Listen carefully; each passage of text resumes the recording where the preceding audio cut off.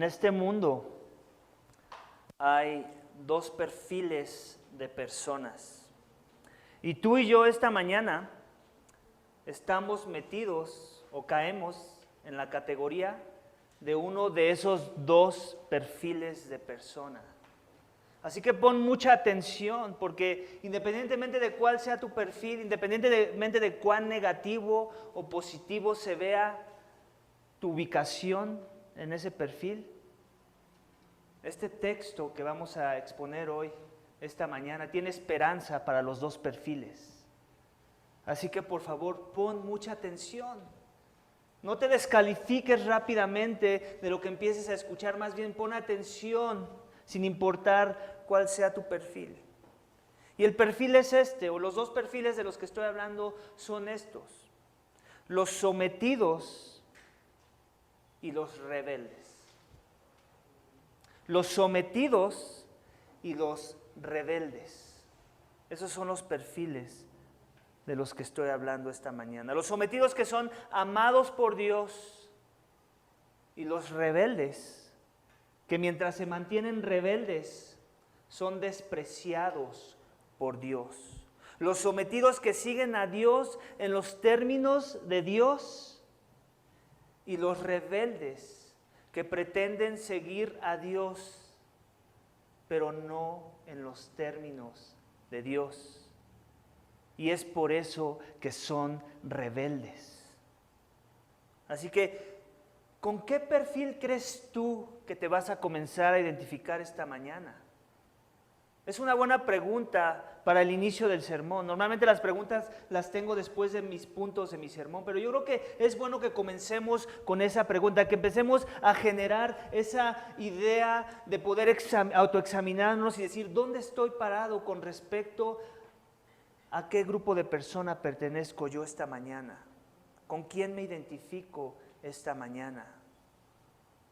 Mi esperanza, te lo digo de todo corazón, es que con los sometidos.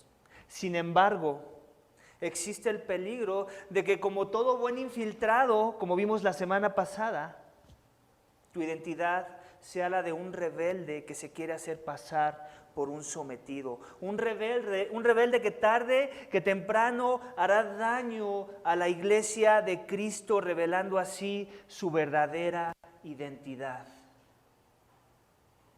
El texto, iglesia, de esta mañana es un texto fuerte. Es fuerte porque está centrado en este tema central que habla sobre el juicio divino de Dios. Pero es importante que lo veamos como algo que provoque ánimo en los corazones de la comunidad de los sometidos. Ya que Judas, en su carta, quiere que tengamos muy presente lo que dice el título de mi mensaje para traer ánimo a nuestros corazones. Y también para advertir del peligro de lo que significa pertenecer al grupo de los rebeldes, si es que es ahí donde te encuentras parado esta mañana. El título de mi mensaje es este: tarde o temprano, el rebelde será juzgado. Sencillo, ¿cierto? Tarde o temprano, el rebelde será juzgado. Iglesia, el texto a exponer esta mañana tiene 4 énfasis, son 12 versículos, cada énfasis abarca 3 versículos que vamos a ver esta mañana. Vamos a ver el primero de ellos, que dice esto, que Dios juzgó al rebelde en el pasado. Así que vamos a leer nuevamente nuestras Biblias, iglesia. Abre tu Biblia en la carta de Judas y vamos a empezar a leer donde nos quedamos en versículo 5. Y vamos a ver cómo los 3 versículos 5, 6 y 7 nos van a transmitir esta idea de que Dios juzgó al rebelde en el pasado. Así que acompáñame con la lectura. Dice: ahora quiero recordaros, aunque ya definitivamente lo sepáis todo, que el Señor, habiendo salvado al pueblo de la tierra de Egipto, destruyó después a los que no creyeron. Y a los ángeles que no conservaron su señorío original, sino que abandonaron su morada legítima, los ha guardado en prisiones eternas, bajo tinieblas, para el juicio del gran día. así también a Sodoma y Gomorra y a las ciudades circunvecinas, a semejanza de aquellos, puesto que ellas se corrompieron y siguieron carne extraña. Son exhibidas como ejemplo al sufrir el castigo del fuego eterno. Wow. Como que este no es el tipo de sermón que estabas tal vez anticipando esta mañana, o tal vez sí lo estabas anticipando porque te adelantaste y comenzaste a leer la carta antes de venir. Como que no es el tipo de sermón que va a atraer a las masas y que va a llenar las sillas que tenemos en este recinto. Porque el tono que Dios pone en esta carta es un tono de juicio. Dios juzgó al rebelde en el pasado.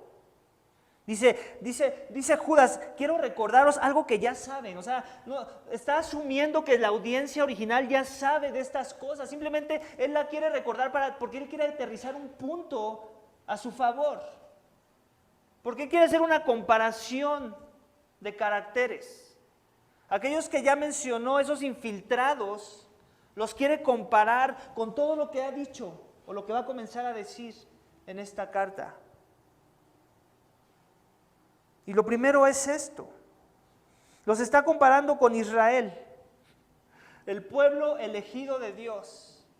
Todos los que pensaron que Dios estaba a su favor porque los liberó de la tierra de Egipto.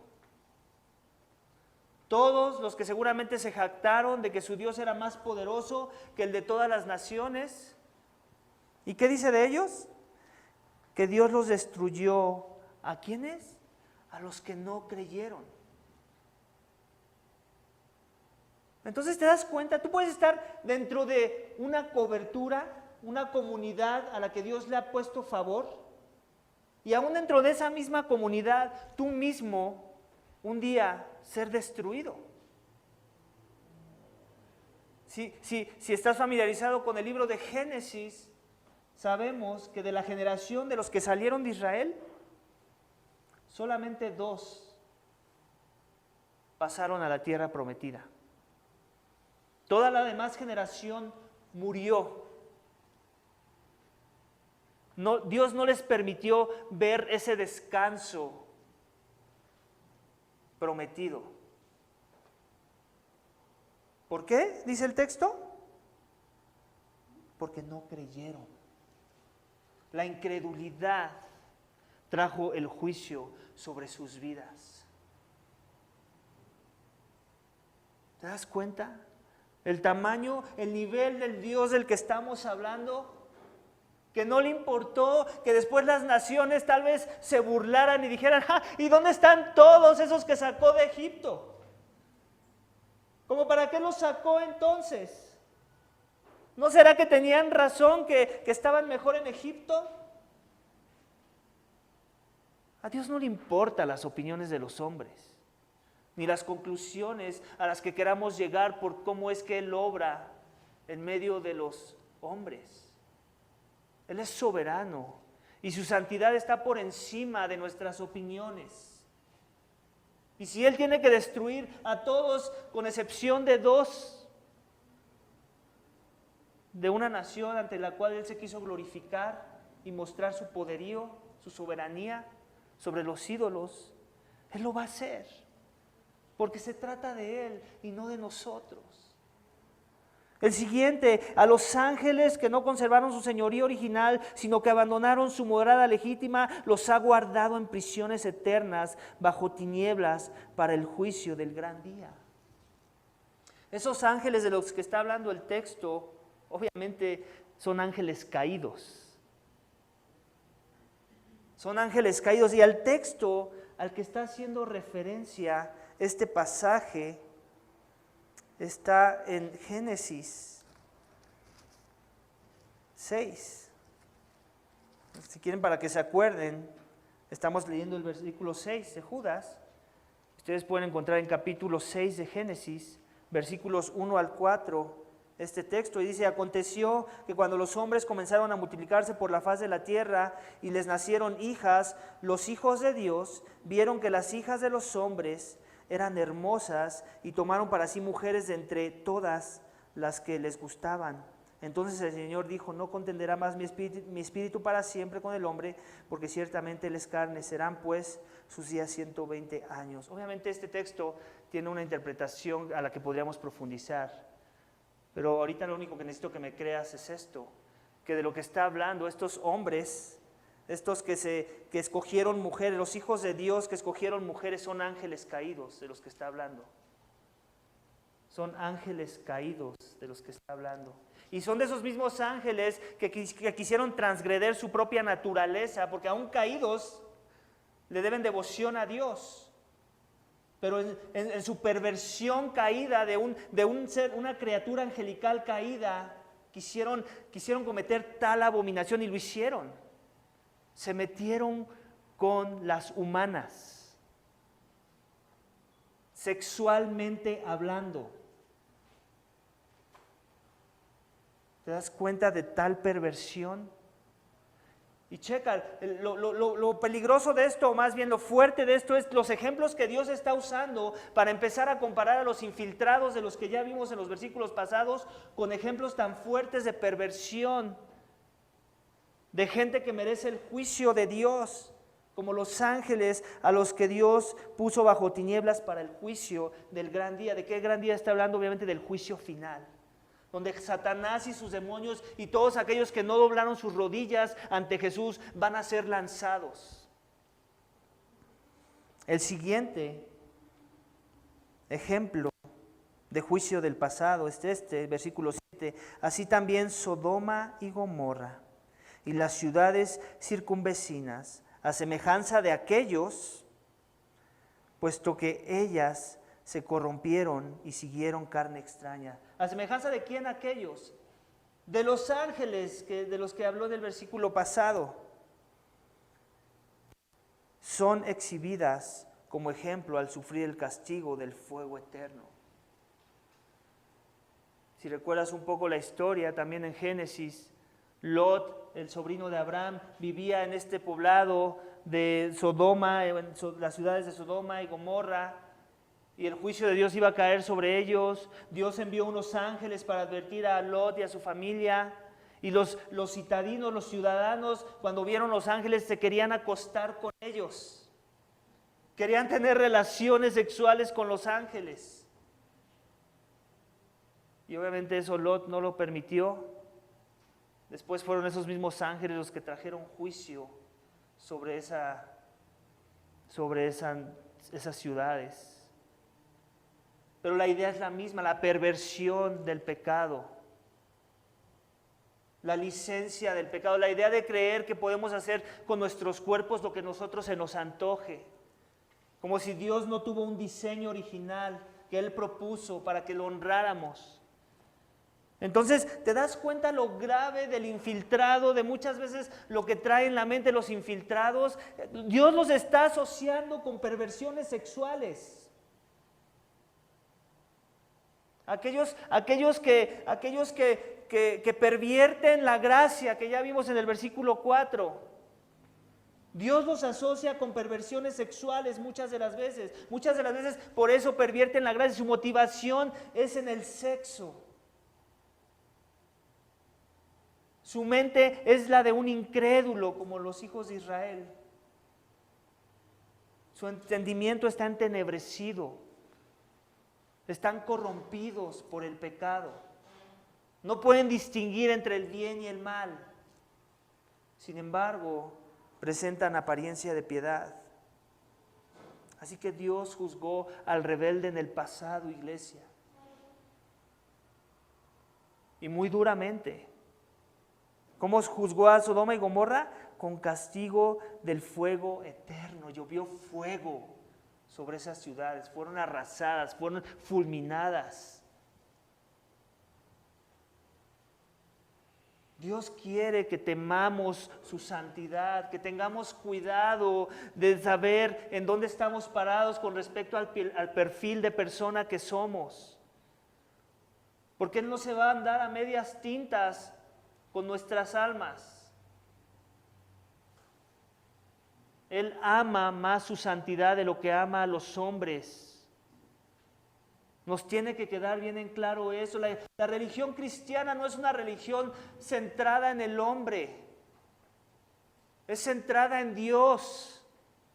Y Dios quiere que vivamos una vida devota en Él en santidad, en credulidad, no incredulidad, en creer en sus promesas, sí, de redención, de vida eterna, pero también en sus promesas de juicio y de condenación, donde va a traer castigo y las consecuencias del pecado de aquellos que viven en incredulidad por el resto de sus vidas. Amén. El segundo énfasis es este: Dios juzga al rebelde en el presente. Dios juzgó al rebelde en el pasado, pero también Dios juzga al rebelde en el presente. Él no está esperando al día final en el que va a arrojar a Satanás junto con sus demonios y todos los que no doblaron su rodilla al infierno. El rebelde ya está en un tipo de condenación, ya está experimentando algún tipo de juicio, y muchas veces, la mayoría de las veces, ese juicio que ya están experimentando es su propio pecado. En Romanos dice que Dios los entregó porque no consideraron a Dios. Entonces, como un aspecto del juicio de Dios, Dios los entrega. Versículo 8. No obstante, de la misma manera, también estos hombres, ¿te das cuenta? Está haciendo una comparación. ¿De qué hombres está hablando? De los infiltrados que pervierten la gracia, de versículo 4. También estos hombres, soñando, mancillan la carne. Ya nos dijo aspectos de ejemplos, tanto de ángeles como de hombres perversos,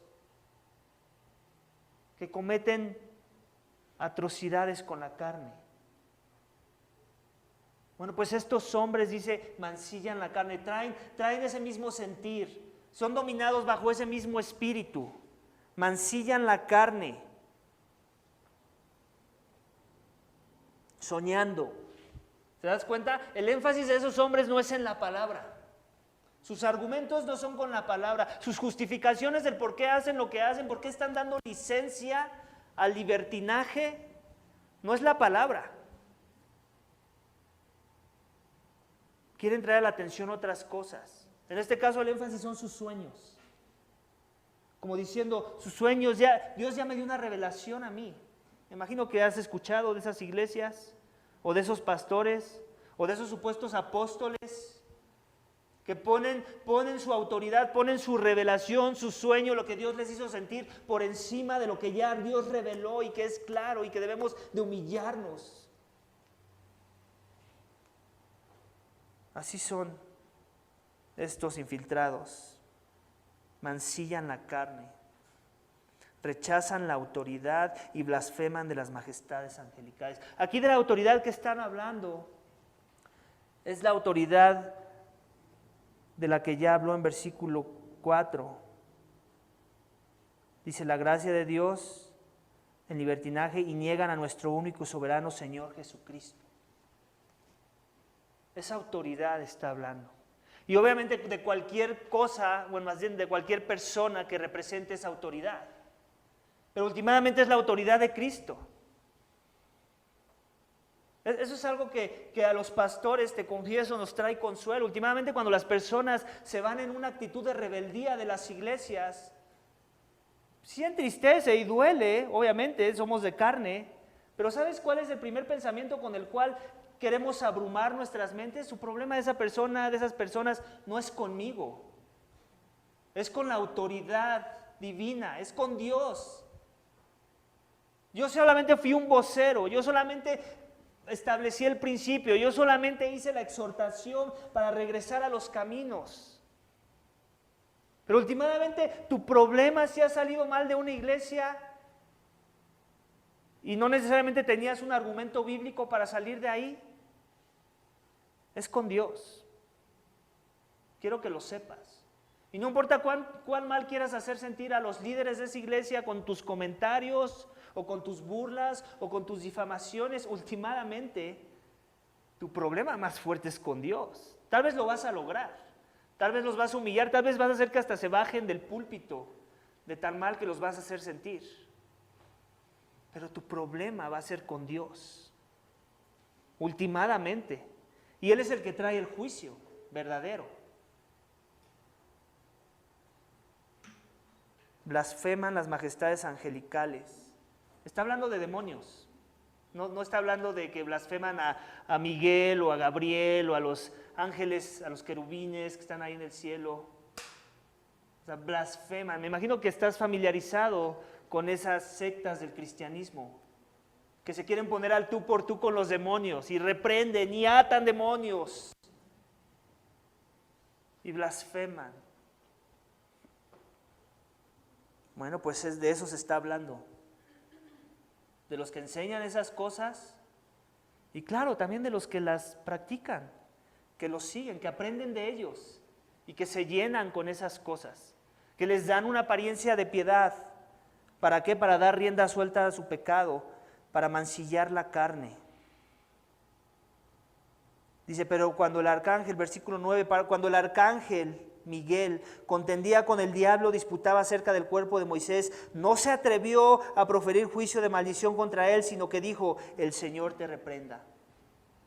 Aquí es importante, no tenemos documentación canónica o de nuestras Biblias a la que podríamos referir esta cita. Esta cita viene de un libro apócrifo, ¿no? Que no necesariamente es mentira, pero que no está añadido a nuestras Biblias. O sea, los libros apócrifos, si no se añadieron a la Escritura, no es porque todo lo que hay ahí es mentira. Tenemos que aclarar ese punto.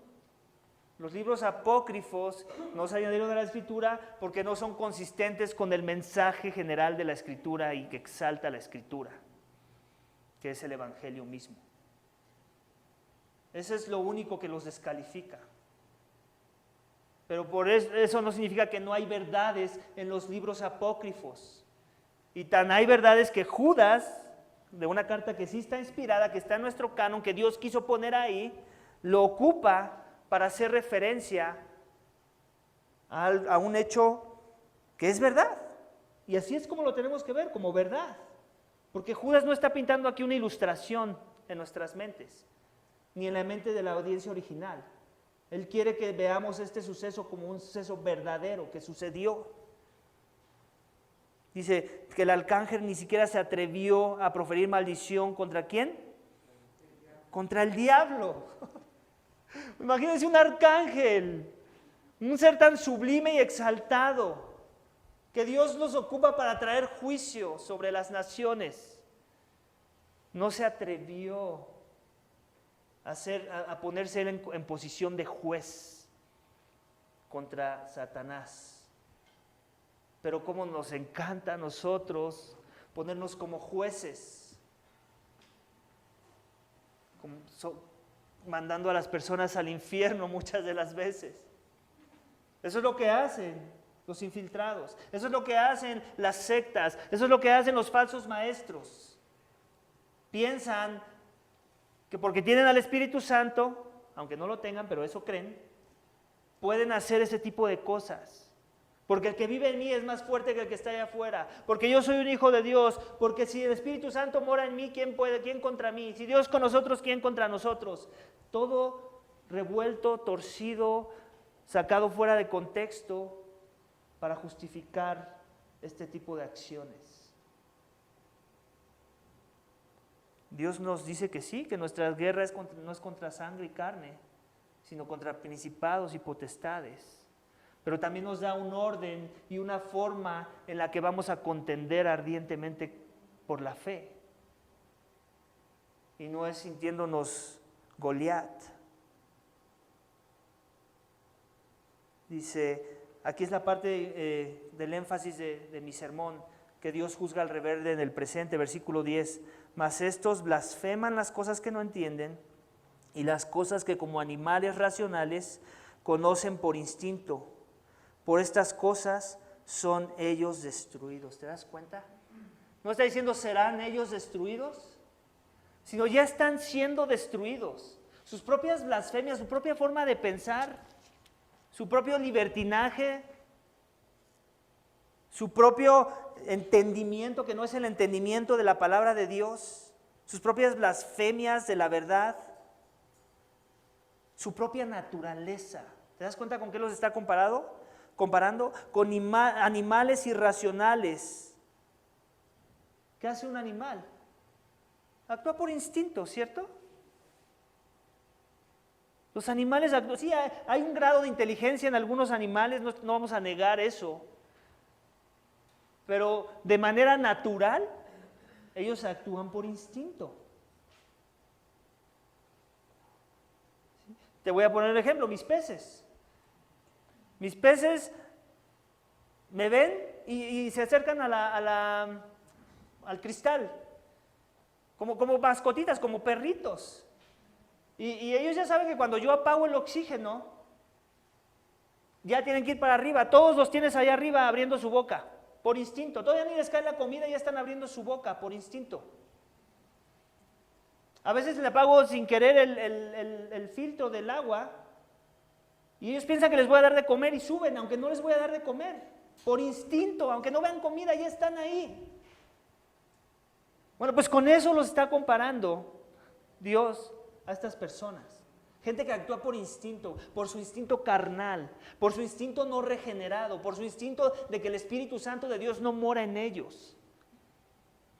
Les viene natural. Pero eso mismo, ese mismo instinto natural es su juicio. Por estas cosas son ellos destruidos. Son, tiempo presente. Y hay un tipo de juicio cayendo sobre sus vidas. Esa forma de pensar que tienen ya es una forma de juicio. Esa forma de obrar ya es una forma de juicio. Dios juzga al rebelde en el presente, iglesia. Versículo 8, énfasis 3, versículos 11 al 13. Dios juzgará al rebelde eternamente. Dice, ay de ellos, ay de ellos.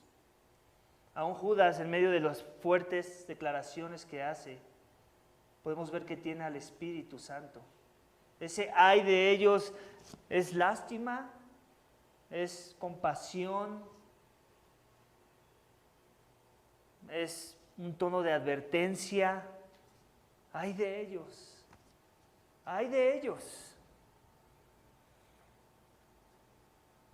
Porque han seguido el camino de Caín. Otra vez está haciendo comparaciones con personajes del pasado. Primero lo hizo con eventos que obviamente que involucraban personajes del pasado, pero ahora quiere ser más específico y los quiere atar con personajes y motivaciones de personajes del pasado, que nunca mostraron un buen testimonio ni estar siguiendo a Dios.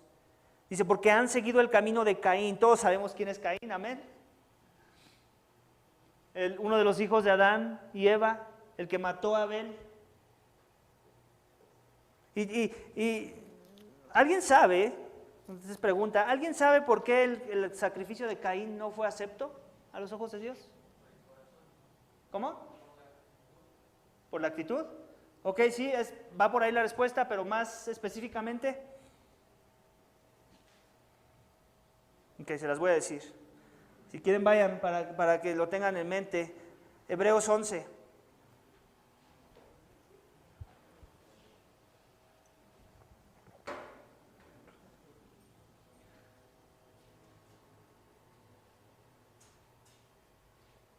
Okay. Este capítulo es un capítulo que habla de la fe.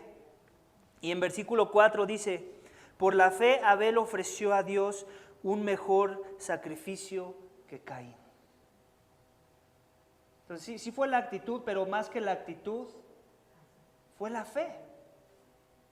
Fue por fe. En otras palabras, si Abel hubiera ofrecido su sacrificio por fe, también hubiera sido recibido.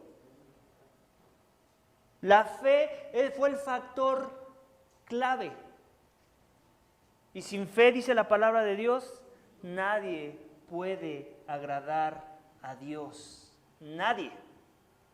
Entonces, ¿qué podemos empezar a inferir de estos infiltrados? Que no tienen fe. Tal vez muchos de ellos se presentan como si fueran de la fe. Aún se presentan como un frente común que pareciera que quieren contender ardientemente junto con nosotros por la fe. Pero si son como Caín, son sin fe. Y por eso sus obras son como son. Frutos desagradables a los ojos de Dios. Los compara con Caín y después dice, y por lucro se lanzaron al error de Balaam. Por lucro. También el dinero es un factor que juega un papel muy fundamental en los falsos, en los infiltrados. El dinero. Quieren estar en la iglesia porque quieren ver qué pueden sacar de la iglesia. Quieren estar en el pastorado porque quieren que el pastorado, vivir del pastorado. No ven que el llamado es un llamado a la santidad, sino a la ventaja, al lucro. Balaam, ¿se acuerdan de la historia del burro de Balaam? ¿Recuerdan que este personaje, Balaam, era un disque profeta, el cual se le quiso pagar para que maldijera a Israel? Al final no lo pudo hacer, pero la idea del lucro, del que se maneja al mejor postor, está ahí. Y así son estos infiltrados, que también son comparados con los que perecieron en la rebelión de Coré. Israel en el desierto, había una familia de un tal Coré, un grupo grande como de 250 personas, que estaban enojados con Moisés y con su hermano Aarón, porque ellos tenían que ser los que tenían que ministrar las cosas del templo. ¿Por qué se creen más que nosotros? Como si fuera una competencia. Entonces, en su envidia, decidieron rebelarse en contra de lo que Dios instituyó. Y como castigo, ese es un juicio muy fuerte que se puede ver en la Biblia, Dios abrió la tierra y la tierra se los tragó.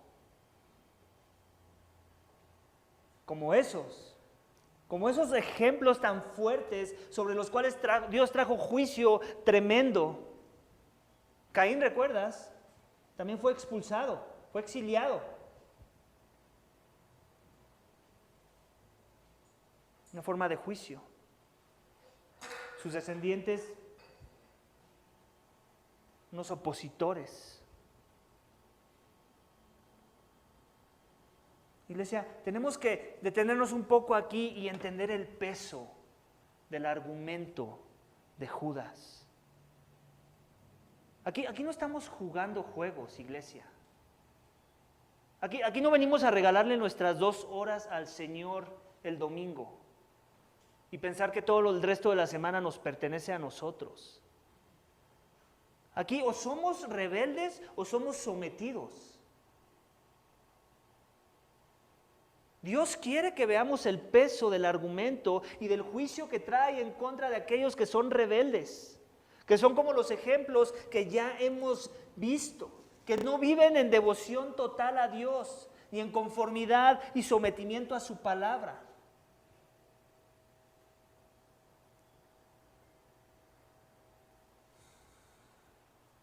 Versículo 12.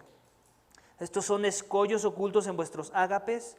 Un escollo es un arrecife oculto obviamente es un peligro para una embarcación, porque pueden callar ahí en el mejor de los casos, en el peor de los casos choca y se hunde, porque se rompe el fuselaje. Pues con esos ejemplos ahora materiales, de la naturaleza, si lo quieres ver así, ahora los empieza a comparar Judas, como un escollo. Pero te das cuenta, oculto, como el infiltrado. Algo oculto que está ahí en vuestros ágapes. Las ágapes son festividades de amor, festividades de la congregación de los santos, algo así como lo sería nuestro buen fin que teníamos antes de la pandemia. Ahí están con nosotros en el Buen Fin. Y se ven como uno de nosotros, platican cosas que platicamos nosotros, pero no son de nosotros. Cuando banquetean con vosotros sin temor. ¿Sin temor a qué? Al juicio. Sus motivaciones son impuras, son centradas en ellos mismos, son egocéntricas. No están buscando el beneficio de la comunidad entera, no están buscando glorificar a Dios con sus vidas, no están buscando someterse a una autoridad, no están buscando servir a los demás, se están buscando servir ellos mismos. Y están amenazando con peligro, como ese arrecife que está ahí escondido, que nadie lo ve.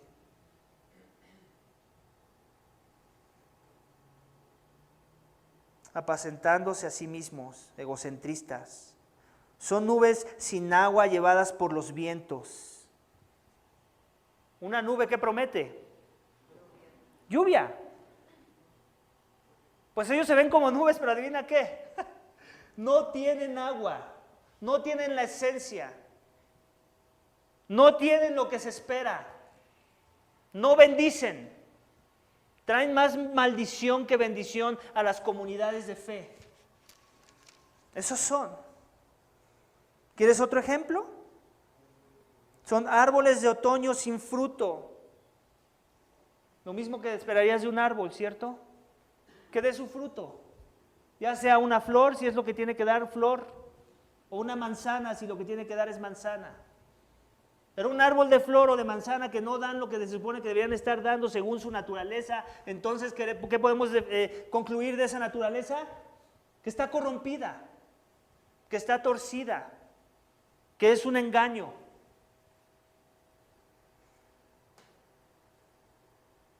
Dos veces muertos y desarraigados. 2 veces muertos. No sé si está hablando ahí de la segunda muerte, probablemente, y simplemente ya está afirmando su destino eterno. Versículo 13, son olas, otro ejemplo de la naturaleza, son olas furiosas del mar que arrojan como espuma su propia vergüenza.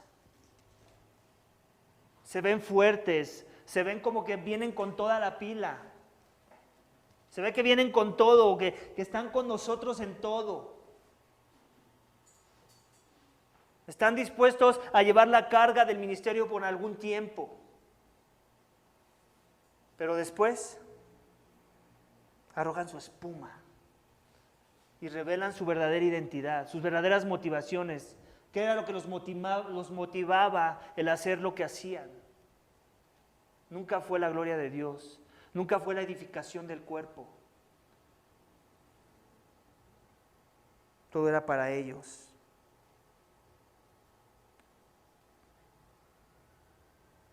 Otro ejemplo. Estrellas errantes para quienes la oscuridad de las tinieblas ha sido reservada para siempre. Al igual que una nube, parece que tienen luz. Parece que hay luz en el hermano, parece que hay luz en la hermana. ¿Ya viste cuánta Biblia sabe? ¿Ya viste todos los ministerios que ha servido? ¿Ya viste las pasiones que tiene por las misiones? ¿Ya viste que salió del seminario? ¿Ya viste que escucha a Paul Washer, a MacArthur? Se ven como que traen luz. El hermano va a ser un muy buen elemento en la iglesia, porque el pastor no lo acerca tanto. ¿Por qué no le dan los ministerios donde se ven las plataformas? ¿Será que muchas de las veces es por eso? Porque a veces los líderes, Dios les permite ver algo que no los miembros promedio pueden ver y que tenemos que aceptar.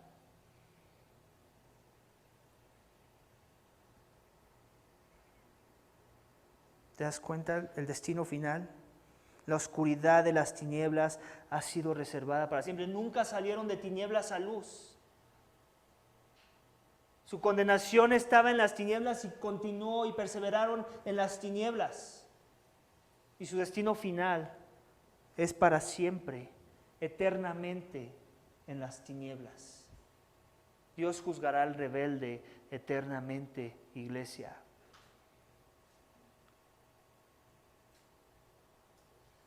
Último énfasis. Dios juzgará al rebelde en el futuro, versículos 14 al 16.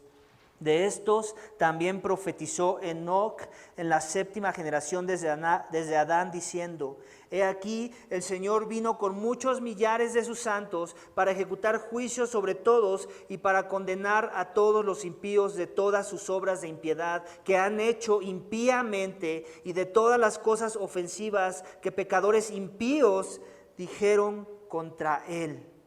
Estos son murmuradores, quejumbrosos, que andan tras sus propias pasiones, hablan con arrogancia, adulando a la gente para obtener beneficio.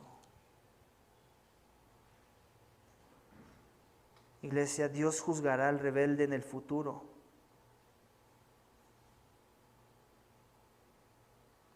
Dios juzgará al rebelde en el futuro. Dice, de estos también profetizó Enoc. Otra vez, Enoc, un personaje real en Génesis, pero no hay ninguna profecía en Génesis ni en ningún otro libro de la Biblia que hable de Enoc. Sin embargo, también hay documentos apócrifos de los que puedes consultar esa profecía. Otra vez, no todo el documento está en la Biblia porque no todo se considera verdad, pero esto Judas lo consideró como un hecho verdadero, como una profetización genuina. Así como vemos en Hechos que alguien habla en contra de Jesús y dice, por ejemplo, el comentario, y eso, aunque él no lo sabía, lo dijo y lo profetizó. O sea, un opositor profetizó algo sobre lo que le iba a pasar a Jesucristo. Dios puede hacer eso. Dios hace esas cosas. Y en este caso, Judas incluye esa profecía de Enoc. Enoc, este personaje que fue arrebatado, no experimentó la muerte. Y también en Hebreos 11, si regresas a Hebreos 11, dice que la razón, dice, por la fe Enoc fue trasladado al cielo para que no viera muerte. Y no fue hallado porque Dios lo trasladó. Wow. ¿Cuántos de nosotros no quisiéramos ser un Enoc? Si eres como yo, que le tienes miedo al dolor de la muerte, no a la muerte, sino al dolor de la muerte, créeme que me hubiera encantado ser un Enoc, pero Dios nos dará gracia en ese tiempo. Bueno, pues él profetizó de ellos, diciendo: He aquí, Señor, el Señor vino con muchos millares de santos. ¿Para qué? Para ejecutar su juicio sobre todos y para condenar a todos los impíos de todas sus obras de impiedad que han hecho impíamente y de todas las cosas ofensivas que pecadores impíos dijeron contra él. Está hablando del juicio final, iglesia. Esa es una profecía del juicio de los últimos días. Los millares de los santos de los que habla son los ángeles de Dios que vienen a traer juicio final, juicio eterno, juicio futuro. Dios juzgará al rebelde en el futuro. ¿Qué has pensado de la pregunta que hice al inicio? ¿Dónde te encuentras parado esta mañana? ¿Dónde te encuentras parado esta mañana? Versículo 16, habla de los impíos, o sea, o eres rebelde, impío, o eres sometido, amado por Dios. Un punto importante a recalcar es que todos, en algún momento de nuestras vidas, somos ese impío, ese rebelde, ese que comete actos de impiedad con impiedad. Me encanta, hasta parece que es un poema. El uso de la palabra lo repite tantas veces.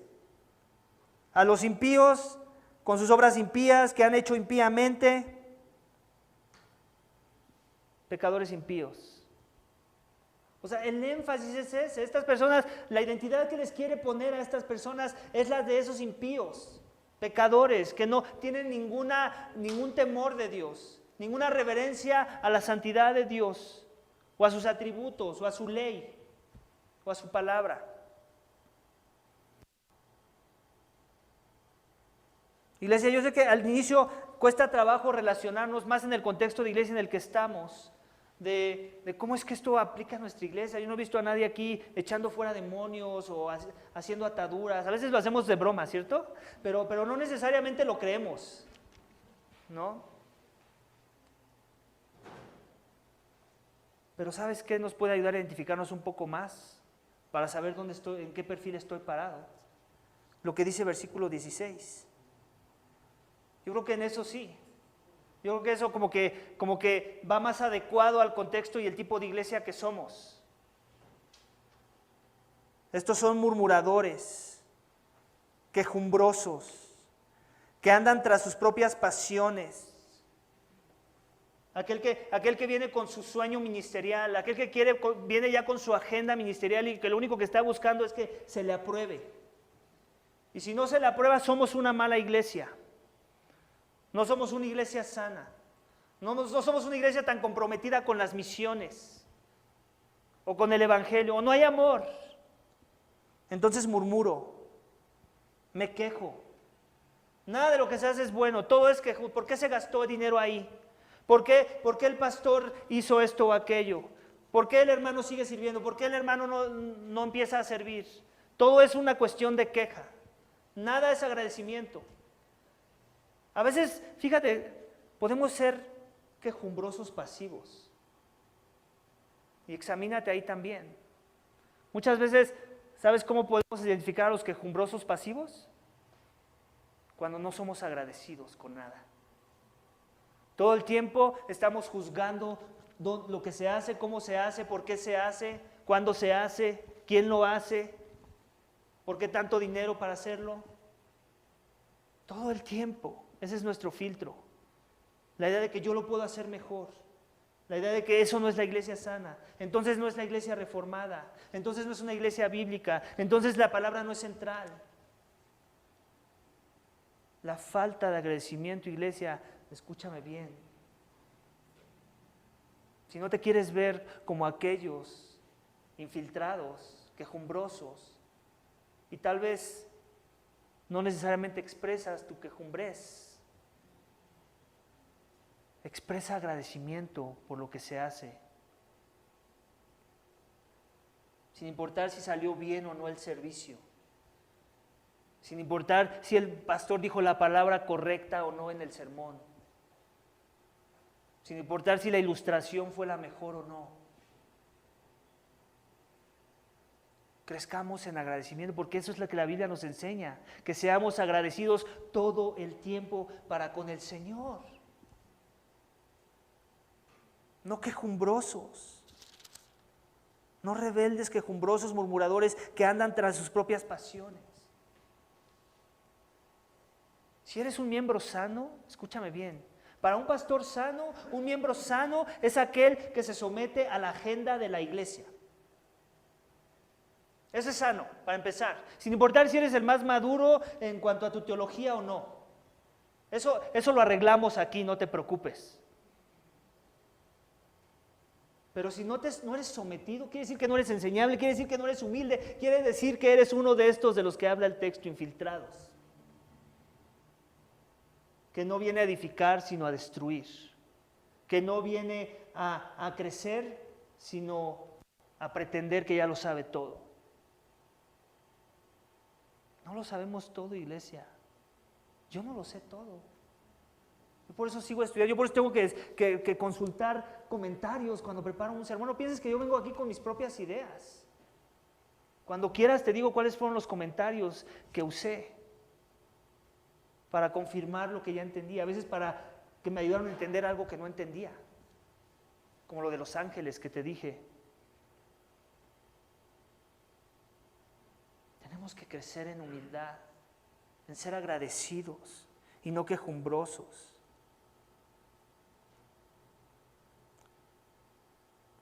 La arrogancia, esa se nota rápido. Yo la noto rápido. No lo sé, no estoy jactándome de nada. Si Dios me dio un don de discernimiento en ese sentir, pero yo rápido noto al arrogante. Y yo sé que me puedo ver muy arrogante diciendo esto, pero créanme que no va por ahí. Se nota, iglesia. Las personas cuando saben se callan la boca. Simplemente lo demuestran.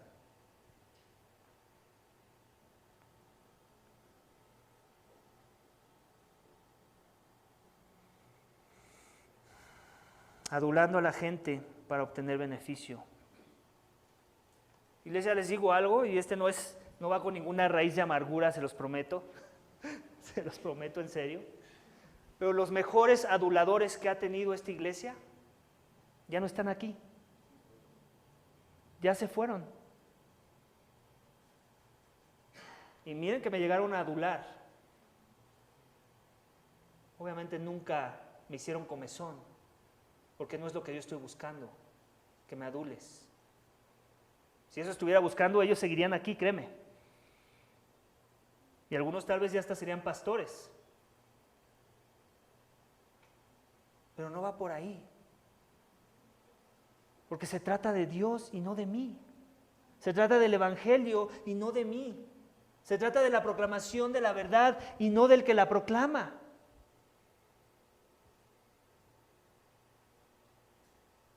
Escúchame bien esta mañana. Yo no sé dónde estás parado tú esta mañana. Yo no sé si eres de los sometidos o de los rebeldes. Aquí hubo muchos en algún momento que parecía que eran de los sometidos. Y sus frutos terminaron siendo los del último pasaje que acabamos de leer. Y yo no escapo la posibilidad de que tú seas uno de ellos.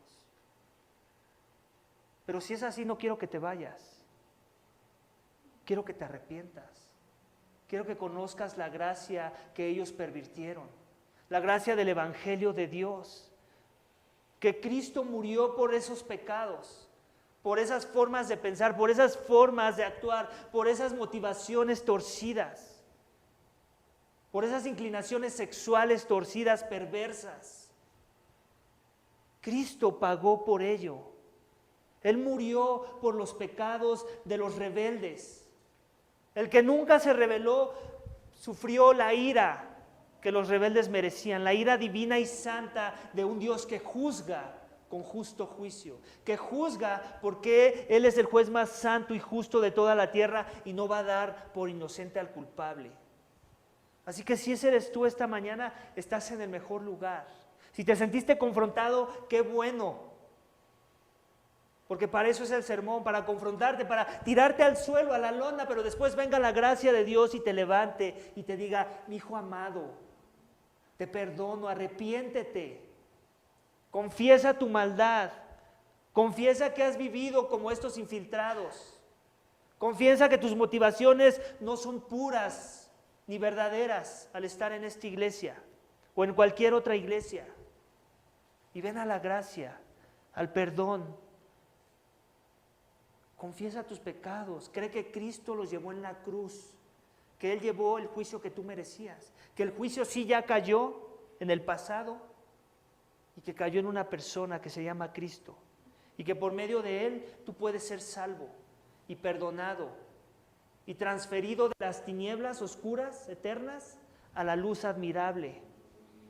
Es poner tu esperanza en Él y empieza en arrepentimiento y fe. Fe en creer este mensaje de amor y salvación, que Dios envió a su Hijo a morir por los rebeldes, por los que merecían la muerte, a tomar nuestro lugar, y después resucitó al tercer día, venciendo así la muerte y el poder de la rebeldía de nuestros corazones, para ahora poder empezar y caminar en una mejor dirección, en la dirección de un sometido, que lucha con el sometimiento, sí, pero que se ve esa lucha, que se ve, que todos la pueden palpar y que nadie le queda la menor duda de que hay una lucha, de que se sigue arrepintiendo la persona. No nada más se arrepintió una vez en el pasado, lo sigue demostrando en el futuro. Cada que se le trae a la atención su pecado, se arrepiente, porque el Espíritu de Dios está en él. El Espíritu que resucitó al Cristo de entre los muertos es el mismo Espíritu que mora en los hijos de obediencia, en los que pusieron su esperanza y fe en Jesús. Así que ese es el mensaje de salvación para ti, rebelde como yo, esta mañana. Que puedes ser salvo, que puedes escapar la ira y las diferentes formas en las que la ira va a caer sobre los hijos de ira. Todo lo que ya escuchaste no son ejemplos de la ficción, son ejemplos reales. El infierno es real, los demonios son reales, todo es real, nada es ficción. Esta vida se trata de ser un rebelde o un sometido. Y todos empezamos con el camino en el camino como rebeldes, pero ahora puedes venir al sometimiento a la cruz de Cristo. Arrepiéntete y cree en el Evangelio. Vamos a orar, iglesia. Padre, te doy gracias. Gracias por tu palabra, Señor. Señor, ayúdanos a ser una iglesia que se toma muy en serio la santidad, que se toma muy en serio el llamado a contender ardientemente por la fe que nos fue dada. Padre, si entendemos que la fe es la única esperanza de los hombres pecadores, la única esperanza de este mundo caído, que la gracia es lo único que salva y que la fe es el vehículo por el cual tú quieres salvar a sucios rebeldes que no se sometieron a tu señorío, que no respetaron tu autoridad, que mancillaban la carne, que se conducían bajo sus propias pasiones carnales, egocentristas, centradas en uno mismo, centradas en la vanagloria y la gloria propia. Padre, ayúdanos, Señor, a ser una iglesia que identifica a los rebeldes, no para maltratarlos, no para ahuyentarlos, no para ser miserables con ellos, sino para poderles hablar verdad, con la esperanza de que tú los humilles y los salves y los conviertas y se conviertan en sometidos, temerosos, que viven la vida cristiana no en aparentalismo religioso, no para ganancia propia, no para lucro, no para mostrar el orgullo del corazón, sino para vivir en humildad, en arrepentimiento, en sumisión, en armonía, en amor, en compañerismo. Padre, danos gracia como iglesia. Ayúdanos a amar como Cristo amó. Te lo rogamos y te damos gracias. En el nombre de tu Hijo amado, Cristo Jesús. Amén.